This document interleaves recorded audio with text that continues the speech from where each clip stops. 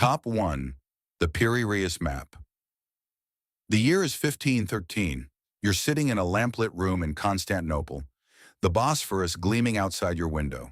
Before you on your work table lies a piece of gazelle skin parchment, and you've just finished drawing something that shouldn't be possible. The coastline of South America curves across the leather in confident lines. The western edge of Africa sits in perfect proportion. And there, at the bottom of the world, you've drawn the northern coast of Antarctica. The problem? That frozen continent won't be officially discovered for another 307 years. This is the Piri-Reis map, and it was found by accident. In 1929, a German theologian named Gustav Adolf Deissmann was cataloging documents during renovations at Istanbul's Topkapi Palace when he came across a rolled fragment of gazelle skin. The map was dated to the Islamic year 919, equivalent to 1513 CE, and signed by Admiral Piri-Reis of the Ottoman Imperial Navy. Piri-Reis left detailed notes on the map itself, explaining that he had compiled it from approximately 20 source charts, some of which he claimed dated back to the time of Alexander the Great in the 4th century BCE. He specifically mentioned using a map that had belonged to Christopher Columbus. What made historians pause wasn't the age, it was the accuracy. The map shows the Atlantic Ocean, the coasts of South America and West Africa, and a landmass at the bottom that appears to be Antarctica. But here's where it gets strange. The Antarctic coastline shown on the Piri-Reis map matches the subglacial topography of Queen Maud Land, terrain that lies hidden beneath a mile-thick ice sheet. That coastline hasn't been visible for approximately 6,000 years, since before the end of the last ice age. In 1960, the United States Air Force became involved. Lieutenant Colonel Harold Z. Ohlmeyer, a cartographer with the Air Force, compared the Piri-Reis map to seismic data collected during the 1949 Bird Antarctic expedition. His conclusion was documented in an official letter. The Antarctic portion of the map, he wrote, showed coastline features that matched the 1949 seismic profile with remarkable accuracy. Ohlmeyer himself stated that the Air Force had no idea how the data on the map could be reconciled with the supposed state of geographical knowledge in 1513. When the Massachusetts Institute of Technology and the U.S. Navy Hydrographic Office conducted their own analysis, they found a correlation coefficient of 0.98 between the Piri-Reis Antarctica and modern surveys. That's nearly perfect. The longitude accuracy is equally baffling. The South American coastline is positioned with a precision that European cartographers wouldn't achieve until the 18th century, after the invention of the marine chronometer solved the longitude problem. Yet here it is, drawn in 1513 by an Ottoman admiral who never sailed to South America. Mainstream historians offer a straightforward explanation. The Antarctic portion, they argue, is actually the South American coast, distorted and extended southward. It's a case of mistaken identity, they say, compounded by selective interpretation from believers who ignore errors elsewhere on the map while highlighting features that seem to match. Piri-Reis was simply copying and combining the best Portuguese and Spanish charts available from the early age of exploration. The resemblance to subglacial Antarctica is coincidence, pattern matching where none exists. But the geometry doesn't support this.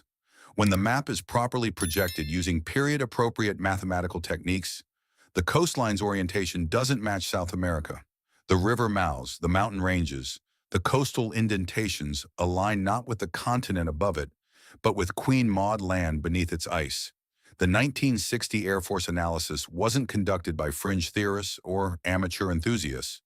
These were military cartographers with security clearances, analyzing the map as a technical problem. They had no ideological reason to validate an alternative history. They were simply reporting what the data showed. So where did Piri-Reis get his information? His own notes point to ancient sources, charts supposedly from Alexander's time or earlier. Some researchers, including Charles Hapgood, who published maps of the ancient sea kings in 1966, suggest the map was copied from much older source material created by an advanced maritime civilization during the last ice age, when Antarctica's coast was ice-free. Others propose a lost global mapping project, possibly Phoenician or earlier, whose charts survived through ancient libraries like Alexandria before fragmenting into medieval European and Islamic cartography.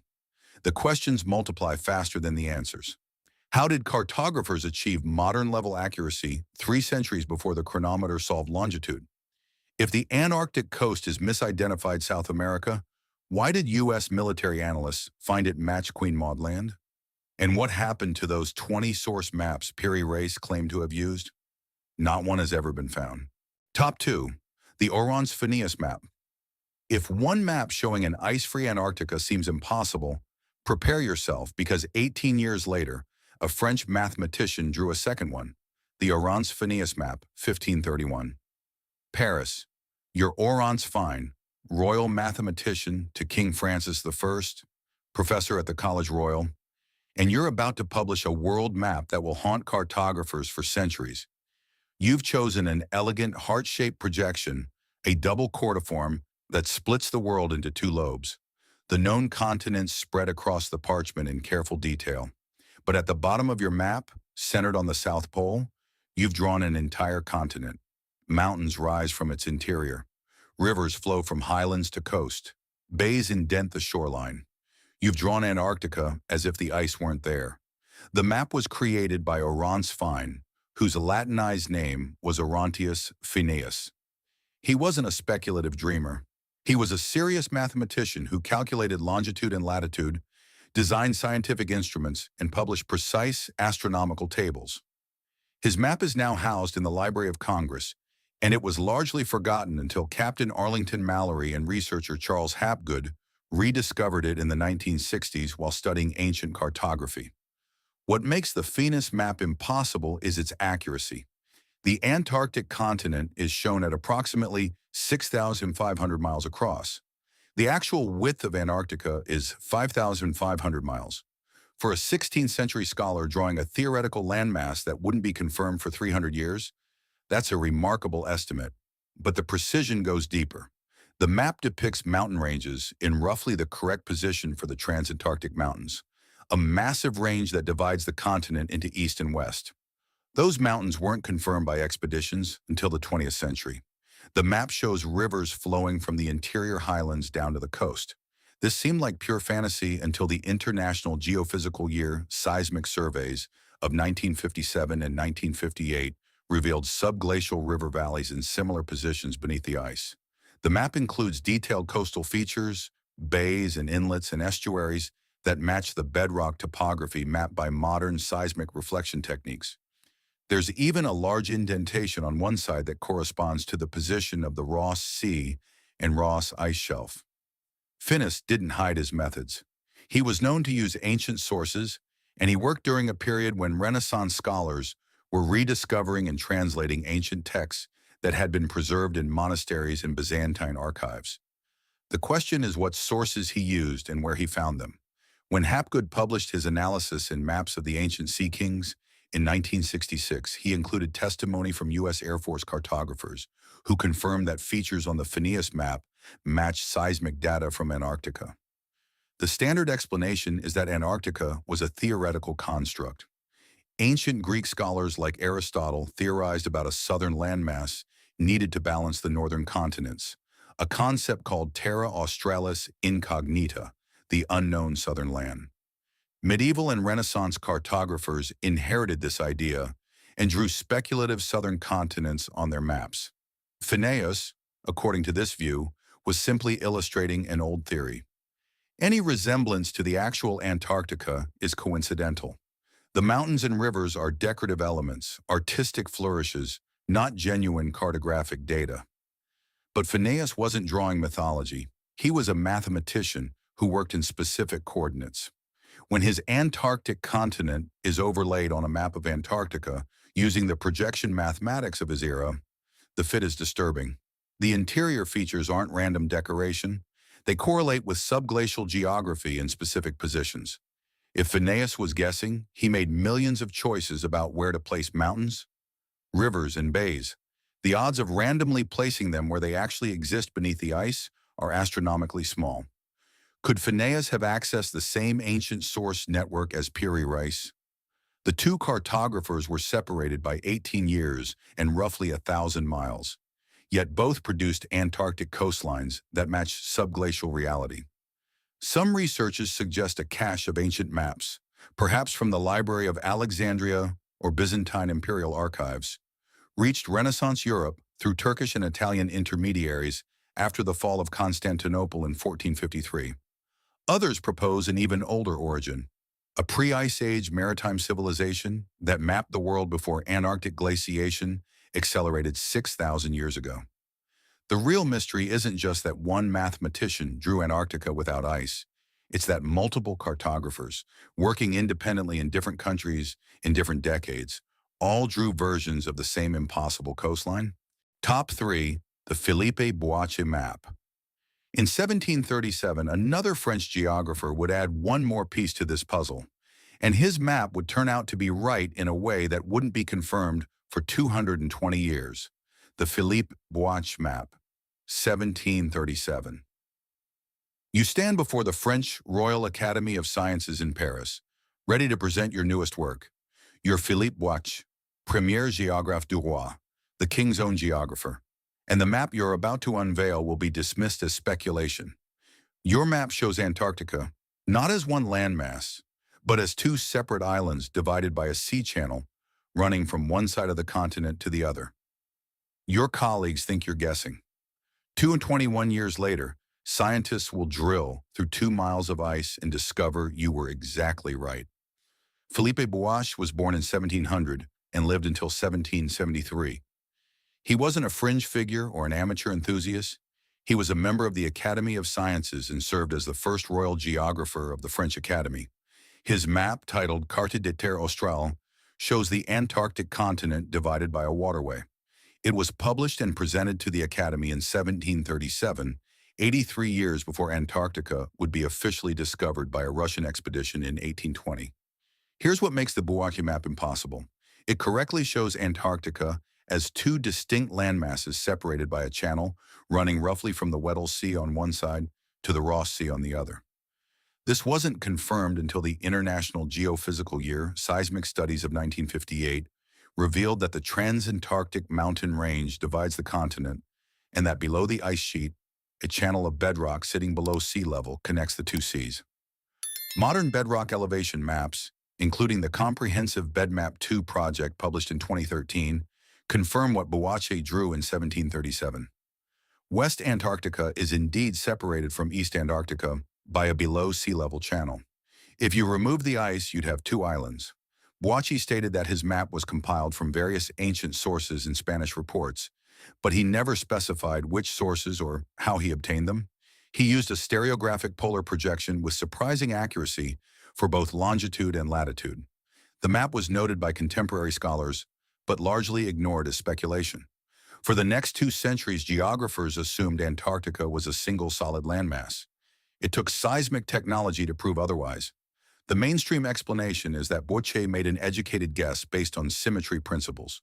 If the Arctic had straits and channels and complicated geography, perhaps the Antarctic did too. The prediction was lucky coincidence. He may have been influenced by earlier theoretical maps showing Terra Australis with various speculative features. The divisions shown on his map could reference secondhand reports from French expeditions to the southern oceans that glimpsed icebergs and ice sheets from a distance and made assumptions about what lay beyond. But Boache wasn't guessing about generalized features. He drew a specific channel in a specific location, and it matches reality. The probability of randomly placing a dividing waterway exactly where it exists beneath miles of accumulated ice is extraordinarily low. If he was just applying symmetry principles or making aesthetic choices, why does the channel appear where it actually is and not somewhere else? Even more curious, Boache claimed ancient sources. In 18th century academic French, this wasn't a vague phrase. It meant genuine old maps, documented historical charts, not modern exploration data. Where did those sources come from? Some researchers suggest Boache may have accessed Portuguese or Spanish charts that were not publicly available, compiled from much older sources held in monastery collections. The Portuguese and Spanish were notoriously secretive about their navigation data, keeping detailed charts classified as state secrets. Could some of those secret charts have derived from Phoenician or Carthaginian mariners who reached Antarctic waters during warmer periods and charted coastlines? Others point to the map as evidence of a sophisticated pre-Ice Age mapping project, with fragments surviving through medieval Arabic and Byzantine archives before reaching European cartographers. The accuracy isn't luck. It's memory, preserved through copying and recopying, passed down through civilizations that rose and fell while the ice kept its secrets. Top 4. Mercator's Arctic Map. From the South Pole, we travel north to the opposite end of the Earth, where another impossible map shows a world that shouldn't exist. Mercator's Arctic Map, 1569. Duisburg, Holy Roman Empire. Your Gerardus Mercator, the greatest cartographer of the Renaissance, inventor of the map projection that will bear your name and revolutionize navigation for the next 5 centuries. You're drawing the top of the world, a place no European has successfully reached. And you're depicting something extraordinary. The North Pole isn't covered in ice. It's an open sea surrounding a massive black magnetic mountain. 4 rivers flow outward from the Central Sea, dividing the Arctic into 4 islands. You label the mountain Rupes Nigra, the Black Rock. You've never been there. No one you know has been there, but your sources insist it's real. The map appears as a polar inset on Mercator's famous 1569 world map. It's titled Septentrionalium Terrarum Descriptio, Description of the Northern Lands. Mercator was born in 1512 and died in 1594. He was the official cartographer to Holy Roman Emperor Charles the Mophim and the Duke of Cleves. This wasn't a man who trafficked in fantasy. He invented the mathematical projection system that's still used by GPS systems today. He was a pioneering researcher on magnetic declination and compass variation, doing serious scientific work on how compasses behaved in different locations. Yet his Arctic map shows detailed geography drawn with confidence, depicting islands, channels, and coastal features decades before any European reached the pole. At the center sits a massive rock formation, described in his notes as 33 miles in circumference and the source of magnetic attraction. A giant whirlpool supposedly surrounds it. 4 symmetrical channels flow outward from the Central Sea, creating 4 landmasses arranged in perfect geometric harmony. It echoes ancient cosmological descriptions, the 4 rivers flowing from paradise, the axis mundi at the center of the world. Mercator explicitly cited his source. He referenced a lost 14th century travel account called Inventio Fortunatae, supposedly written by an English monk describing a voyage to the North Pole. This text was real. Multiple medieval scholars, including the famous John Dee, referenced Inventio Fortunatae in their own work, but every single copy has vanished. Only Mercator's map preserves whatever geography that text described. The accuracy of the surrounding areas is what makes this truly strange. Greenland, Iceland, and northern Norway are depicted with remarkable precision for 1569. Arctic expeditions of the 17th through 19th centuries found only ice at the pole, but submarine studies in the 20th century confirmed that the Arctic basin bathymetry does include a deep central basin surrounded by submarine ridges, a structure that echoes, however faintly, what Mercator drew. The mainstream explanation is straightforward. The map represents medieval mythology, not geography. The 4 rivers and central mountain are cosmological symbols from religious tradition. The 4 rivers of Eden, the world mountain connecting heaven and earth. Inventio Fortunatae was likely fictional or grossly exaggerated. Mercator, despite his scientific credentials, was still a man of his time, influenced by medieval legend. When faced with unknown areas on his map, he filled them with speculation and symbolism. The accuracy of the surrounding coasts is overstated. They're recognizable but distorted. But Mercator didn't trade in mythology elsewhere in his work. He distinguished clearly between reliable data and legend in his other maps and writings. He was engaged in genuine scientific inquiry about magnetic north and compass behavior. Why would he confidently depict Arctic details citing a specific source unless that source contained compelling data? And those surrounding coasts, the ones that are supposedly just recognizable but distorted, match modern maps better than they should. It suggests Mercator had access to navigation data from undocumented voyages, expeditions that reached further north than official records admit. Could Inventio Fortunatae have preserved knowledge from earlier Arctic exploration? The Norse reached Iceland, Greenland, and Newfoundland. Their sagas describe voyages beyond documented settlements. Could some of them have pushed further into Arctic waters? Others suggest even earlier, Bronze Age maritime cultures may have explored northern regions. Some researchers propose that the ice-free polar sea reflects genuine ancient memory of the Holocene climatic optimum, a warm period from 9,000 to 5,000 years ago when Arctic ice coverage was significantly reduced. The magnetic mountain might reference genuine navigational landmarks or magnetic anomalies known to ancient mariners. What was in Inventio Fortunatae, and why did all copies vanish? How did Mercator achieve Arctic detail accuracy without documented exploration? Does his ice-free polar sea preserve memory of an ancient warmer period when such voyages were possible? Top 5. The Ahmed Map. The questions lead us across the world to the Pacific, where a 16th century Ottoman admiral somehow drew coastlines with accuracy that shouldn't have been achievable. The Ahmed Map, 1559. You're an Ottoman cartographer named Ahmed working in your studio somewhere in the vast Ottoman Empire. You've never sailed the Pacific Ocean. No Ottoman ship has.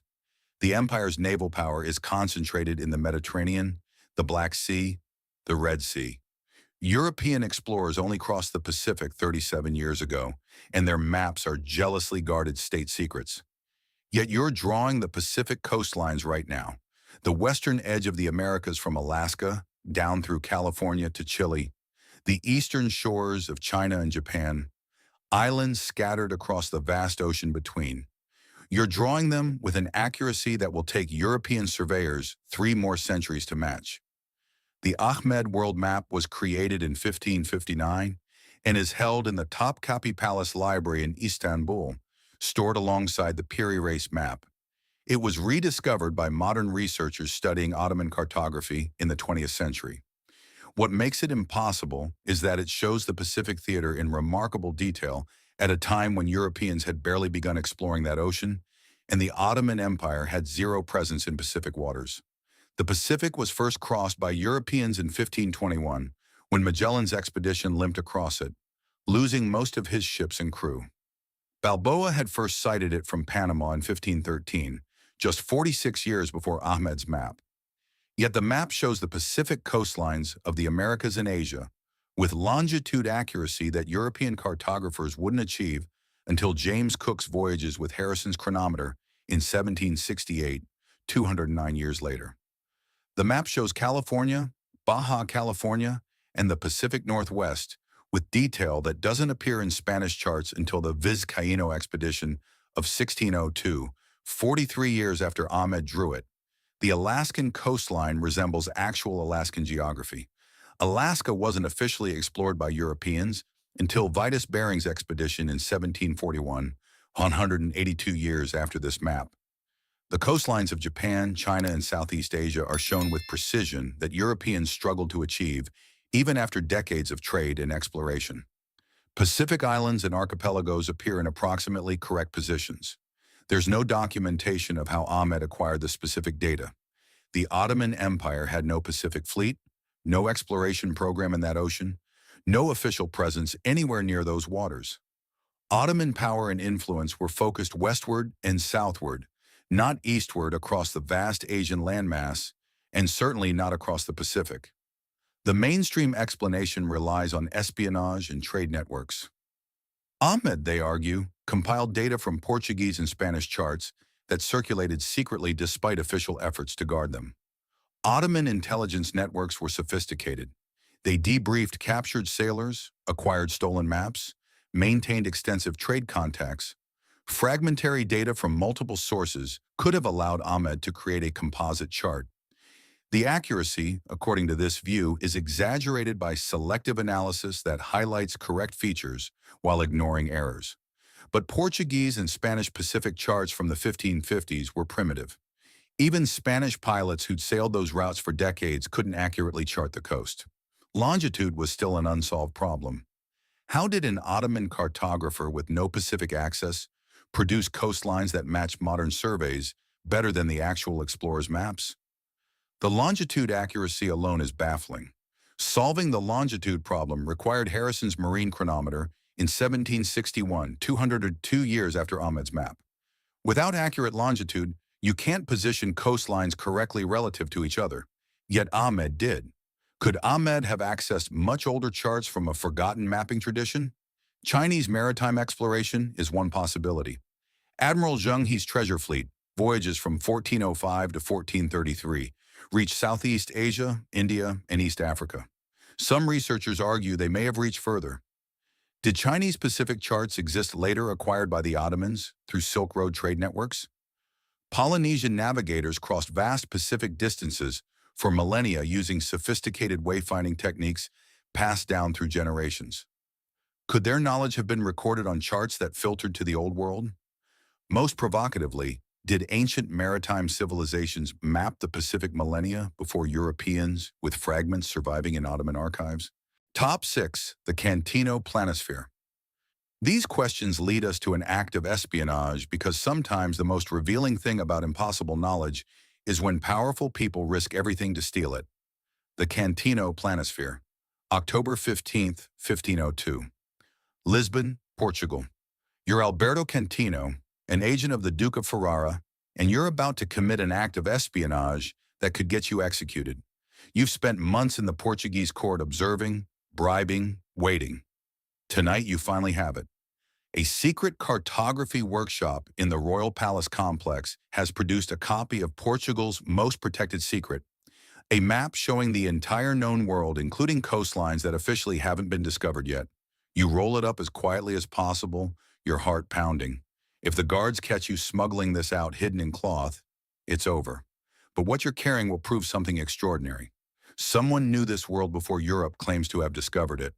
The map was commissioned by Alberto Cantino, working as a spy for Duke Ercole, the first D'Este of Ferrara, Italy. It was created by anonymous Portuguese cartographers in 1502. Cantino successfully smuggled it to Italy, and it survived in the Estense family collection for centuries. It's now housed in the Biblioteca Estense in Modena, Italy. It's the oldest surviving Portuguese nautical chart showing post-Columbian discoveries, and it's impossibly accurate. The map shows the full Brazilian coastline with detailed features. Brazil was officially discovered by Cabral in 1500, only 2 years before this map was created. Yet the coastline extends thousands of miles with geographic precision, suggesting decades more exploration than actually occurred. The map shows Brazil's coast from approximately 1 degree north latitude to 35 degrees south. Portuguese records show official exploration had only reached 28 degrees south by 1502. Who mapped the rest? The African coast is shown from the Mediterranean all the way around the Cape of Good Hope and up the east coast with accuracy matching Vasco da Gama's voyage data from 1497 to 1499, but exceeding what was officially published. The Caribbean islands are depicted in detail. The Indian Ocean coastlines, including India and Ceylon, are rendered with remarkable precision for such an early date. The longitude is surprisingly correct for an era without chronometers. The map prominently shows the line of Tordesillas, the boundary established by the 1494 Treaty of Tordesillas, dividing the world between Spain and Portugal. This demonstrates that the map wasn't just geographical, but geopolitical, showing territorial claims and strategic information. Italian diplomatic correspondence confirms Cantino's mission to steal Portuguese cartographic secrets. The map cost 12 gold ducati, an enormous sum. Portugal guarded navigation data under penalty of death. Pilots required security clearances. Maps were classified state secrets. The Portuguese crown understood that whoever controlled the maps controlled exploration, trade, and colonial expansion. When King Manuel learned of the theft, his fury was documented. The question is why? If the map simply showed 2 years of Brazilian coastal surveys, why the extreme reaction? What information on this map was worth killing to protect? The mainstream explanation is straightforward. The map represents cutting-edge European exploration as of 1502 compiled from Portuguese pilot reports, Spanish Caribbean data, and existing Mediterranean portolan charts. The Brazilian coast shown is consistent with expeditions that occurred but weren't publicly documented immediately. Portuguese exploration from 1497 to 1502 was intensive. The accuracy reflects concentrated effort, not impossible knowledge. The longitude accuracy is overstated, they argue. Projection distortions make modern comparisons misleading. But Portuguese records show only limited coastal voyages by 1502. They hadn't completed surveys of southern Brazil's full coast, yet the map shows it. The longitude placement of Brazil, Africa, and India is more correct than it should be without chronometers. King Manuel's fury when he learned of the theft suggests the map contained information more valuable than a few years of exploration data. What was on this map that was worth the extreme secrecy? The Cantino planisphere might reveal that Portuguese and Spanish exploration was far more advanced than publicly acknowledged. They may have been secretly mapping coastlines years before official discoveries to maintain competitive advantages over rival powers. Top 7. The Waldseemüller Map. Stolen maps reveal what empires wanted hidden. But some maps reveal something stranger, knowledge that shouldn't exist at all. The Waldseemüller Map, April 25, 1507. The village of Saint-Die in the Duchy of Lorraine, nestled in the Vosges Mountains. You're about to publish a world map that will literally change history. You're Martin Waldseemüller, German cartographer working with a small scholarly academy, and you've made a decision. You're naming a continent America for the first time, honoring the explorer Amerigo Vespucci. The map will be printed in 1,000 copies and distributed across Europe. But there's something impossible on your map that no one seems to notice at first. You've drawn the Pacific Ocean 6 years before Balboa will officially cite it. You've shown South America as a separate continent, distinct from Asia. You've depicted geography that won't be discovered for years. How did you know? The map was created by Martin Waldseemüller, who lived from 1470 to 1520. It was commissioned by Duke René II of Lorraine and printed at the Gymnase Vosgien Academy in Saint-Die. It's a 12-panel woodcut map measuring approximately 4 1/2 feet by 8 feet when assembled. 1,000 copies were printed, but only one survived. It was discovered in a German castle in 1901 and purchased by the Library of Congress in 2003 for $10 million, the highest price ever paid for a historical document at that time. This is the first map to use the name America. It's the first map to show America as a separate continent distinct from Asia. Most impossibly, it depicts the Pacific Ocean as a large body of water separating America from Asia. The Pacific wasn't officially discovered by Europeans until Balboa reached it in 1513, 6 years after this map was published. Magellan didn't cross it until 1521, 14 years later. Yet Waldseemüller drew it in 1507. The map shows South America with a western coastline despite no European having sailed along that coast by 1507.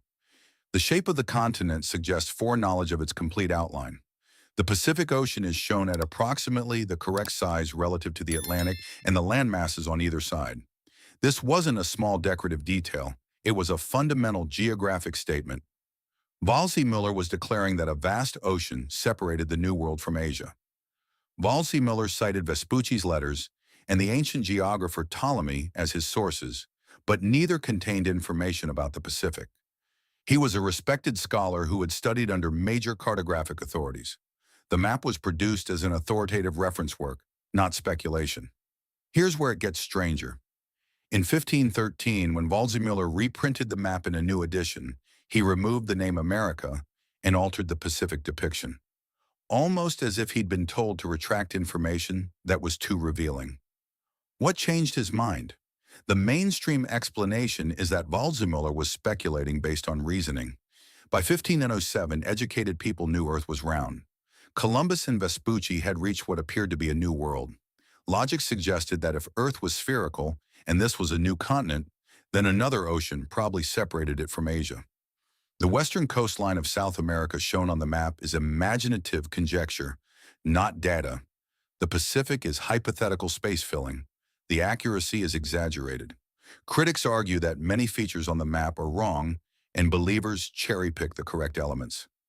Vespucci's letters contain suggestions of a new continent, and Waldseemüller simply extrapolated.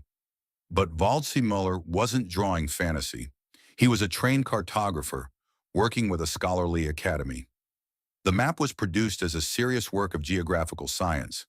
The proportions of the Pacific are remarkably close to reality.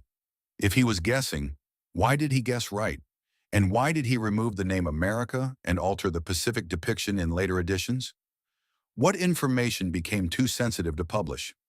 Some researchers suggest Waldseemüller had access to undocumented Portuguese or Spanish charts showing Pacific voyages predating official records. Top 8. The Cognito Map. From a German scholar's study, we traveled to the far side of the world where a medieval Korean map proved that advanced cartography wasn't a European achievement. It was a global legacy. The Cognito Map, 1402, the third year of King Taizong's reign in the Joseon dynasty. You're working in the Royal Bureau of Astronomy and Cartography in what will one day be called Seoul. You're a scholar, an astronomer, and you've just completed a world map for the royal court. Korea is shown in meticulous detail. That makes sense. It's your homeland.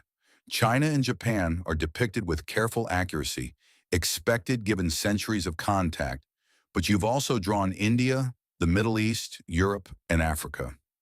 And Africa's shape on your map, its elongated form tapering toward the south, matches reality better than any European map will for another 100 years.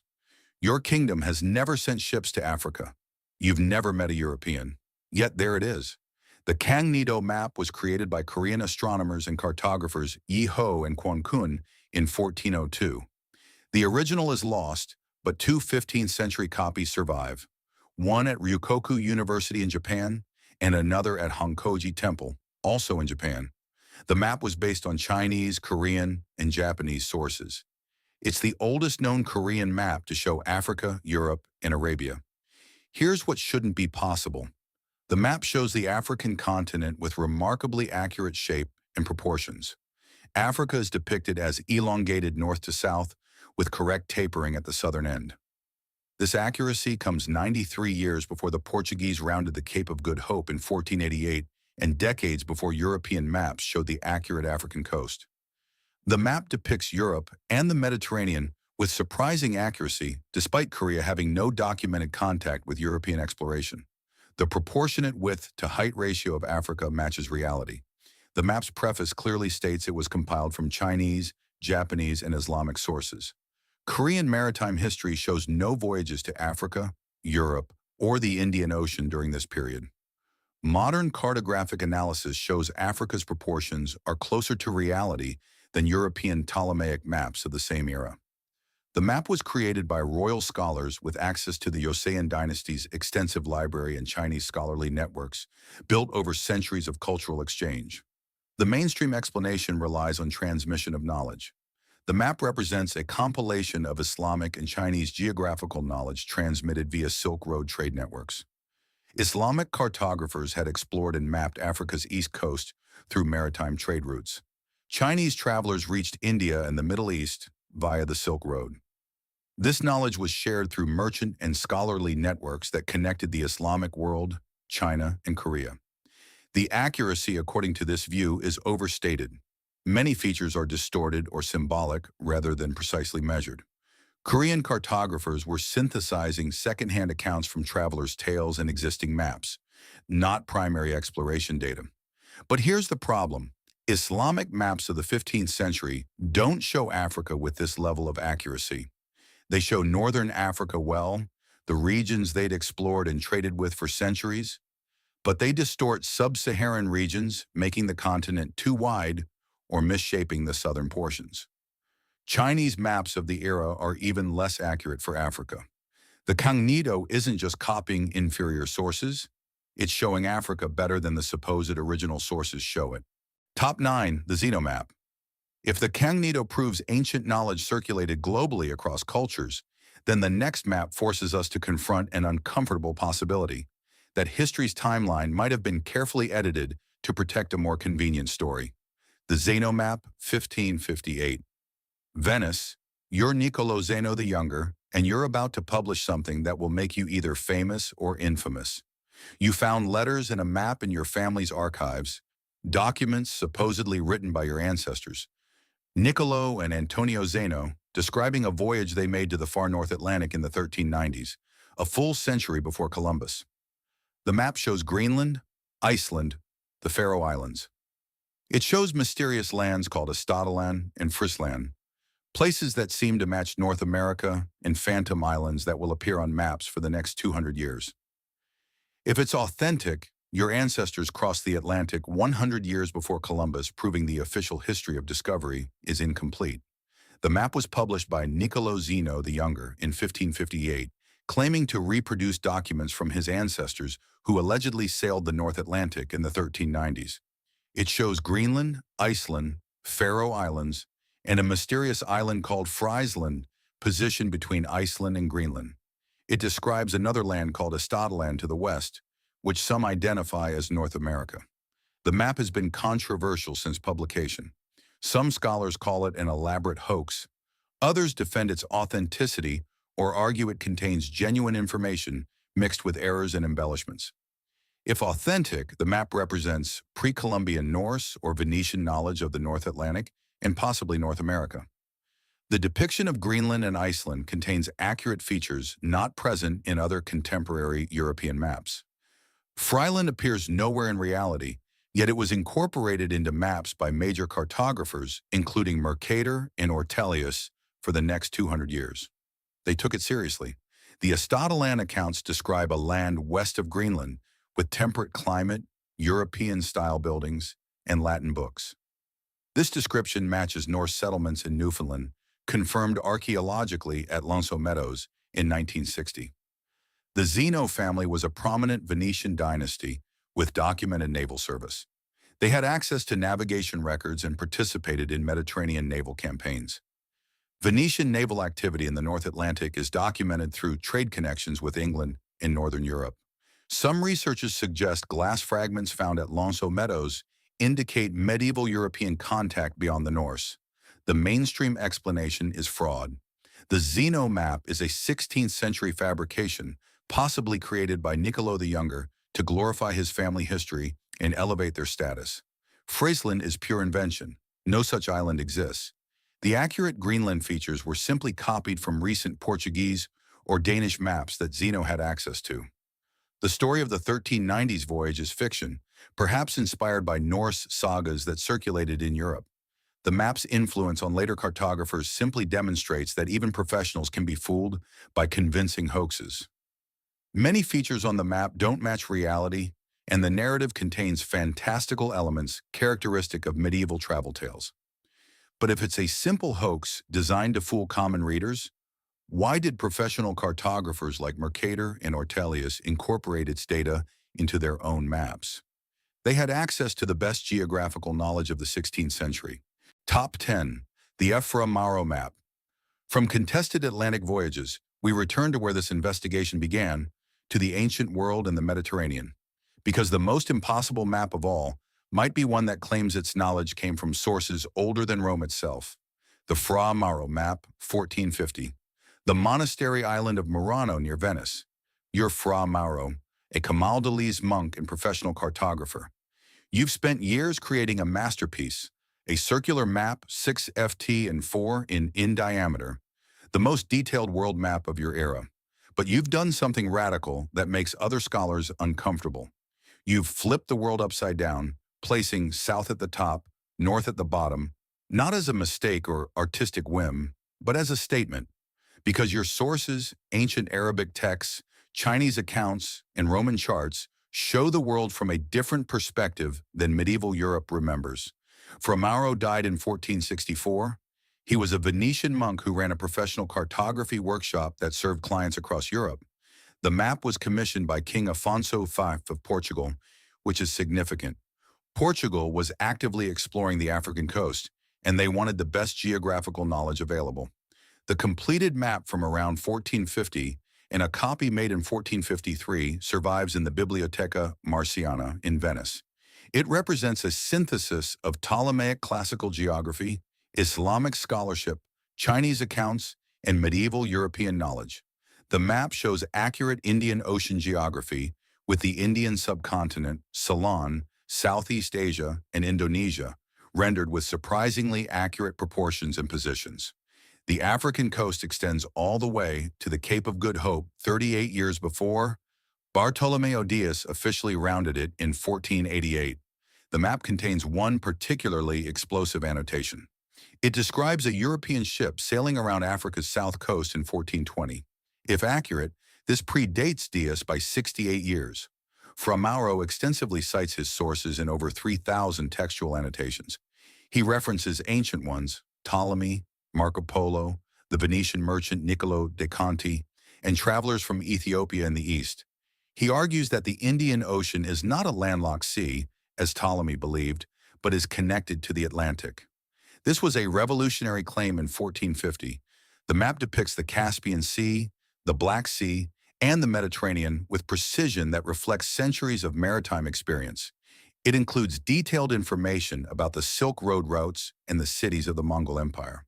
The mainstream explanation is that Fra Mauro was a brilliant synthesizer of available data. He combined the latest reports from Portuguese explorers with Islamic geographical knowledge and classical texts.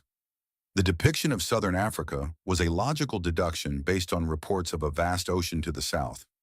The 1420 voyage might be a reference to a real but undocumented expedition or a misinterpretation of a traveler's account. The accuracy of the Indian Ocean reflects the high quality of Arab and Chinese charts that were circulating in the Mediterranean. Fra Mauro's genius lay in his ability to evaluate and integrate these diverse sources into a single coherent worldview. But the level of detail in regions Europeans hadn't visited suggests something more. Romans traded extensively with India via the Red Sea. Roman coins have been found in India, Vietnam, and possibly further east. This maritime knowledge could have survived in Arabic texts after the Islamic conquest, accessed by Venetian scholars through trade contacts. These 10 maps span from Constantinople to Korea, from Ottoman admirals to Venetian monks, from Antarctica's ice to the Arctic's magnetic pole. Each one whispers the same impossible message. Someone knew this world before we thought they did. 10 maps, 10 impossibilities. The Piri Reis map, showing Antarctica's coastline without ice, matching terrain not seen for 6,000 years. The Orontes Phineas map depicting the same ice-free continent with mountains and rivers in positions confirmed only by 20th century seismic surveys. Philippa Boace, correctly dividing Antarctica into two landmasses separated by a channel, proven right 221 years later. Mercator's Arctic map showing detailed polar geography, citing lost sources. Ahmed, drawing the Pacific with accuracy exceeding contemporary European explorers, despite the Ottoman Empire having no Pacific presence. The Cantino planisphere, stolen because it revealed too much too soon. Waldseemüller showing the Pacific Ocean 6 years before its official discovery and removing the depiction in later editions. The Kang-Nido proving advanced cartography transcended east-west boundaries. The controversial Zeno map influencing major cartographers for centuries. And Fra Mauro's masterpiece explicitly citing ancient sources and depicting voyages history books claim never happened. The pattern is undeniable. These aren't isolated anomalies scattered randomly across time and space. They're glimpses of something larger, something that challenges the linear narrative we've been taught about human progress and discovery. If these stories of impossible maps have changed the way you look at the history of our world, please subscribe to the channel and like this video. We are excavating the history they tried to bury. Plant the seeds of the future. The next treasury of secrets will open soon.